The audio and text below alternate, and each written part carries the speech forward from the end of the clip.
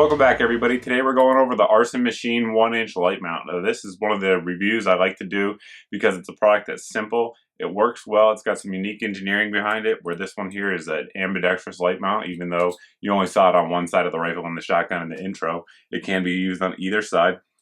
Made in America, and it's pretty affordable. So without further ado, let's get into some of the details.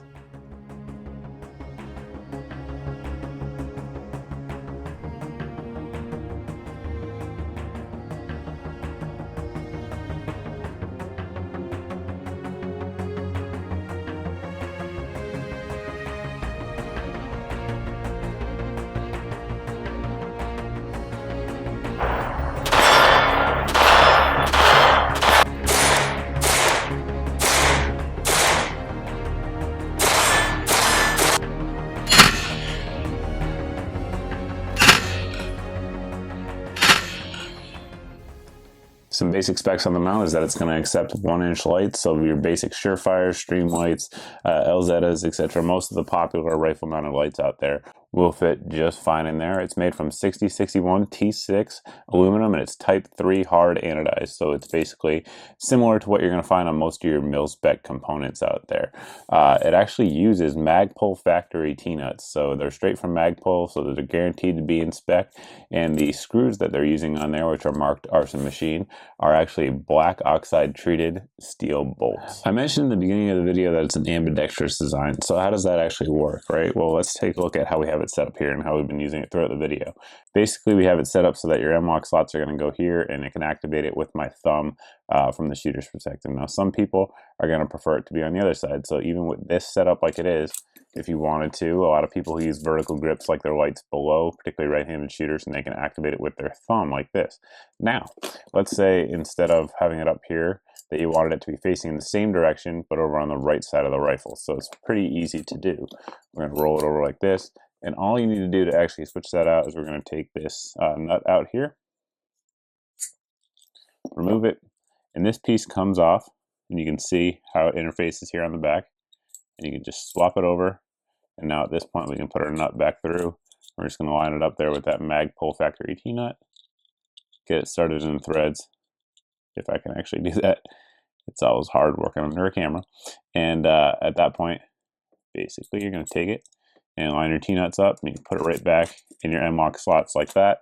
So that way, if you want it lined up on that side, you can do it. And really, you can do that anywhere around the rail on either side. Installation into any of your M-LOK slots is going to be pretty simple. You want it to be sort of loose here in terms of where your T-nut is, but basically if it's about flush, that's about the right position for the front little bolt. And we're going to put our light in there. We'll use the LZ Bravo here, for example. At this point, you can sort of tighten it down a little bit, so that way it's sort of snug. Not too tight, though. You still want to be able to have that T-nut back here, be able to move freely. So right about there where it can still spin, that's where you want it. Same thing there on the back. So we're going to take our T-nuts and get them straight there, so that way we can put them in our railed slot, line them up wherever you want there. And at this point, we're just going to turn it until we feel that tension and the T-nut engages like you would with any other M-LOK mount.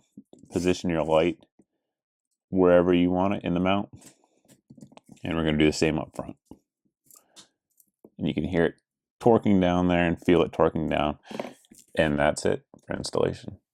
I think the only feature that we didn't cover so far that you're probably interested in is going to be price. I believe this particular mount goes for right at $45 over on their website. However, Arson Machine mounts are available at other websites as well.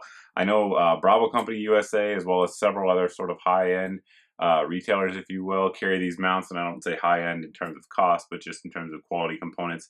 Companies like Bravo Company just don't put junk on their website, so it sort of speaks to the quality of these mounts.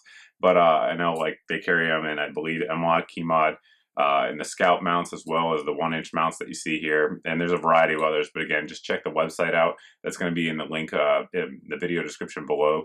So you can see all the different options that they do offer. But if you guys have any questions about the mount that we didn't cover so far in the video, please post below in the comment section. You can also post over at my Facebook page as always. But thanks for watching, guys. I appreciate it. And thanks for subscribing. If you haven't subscribed, please go ahead and do so. And I hope to see you in the next video.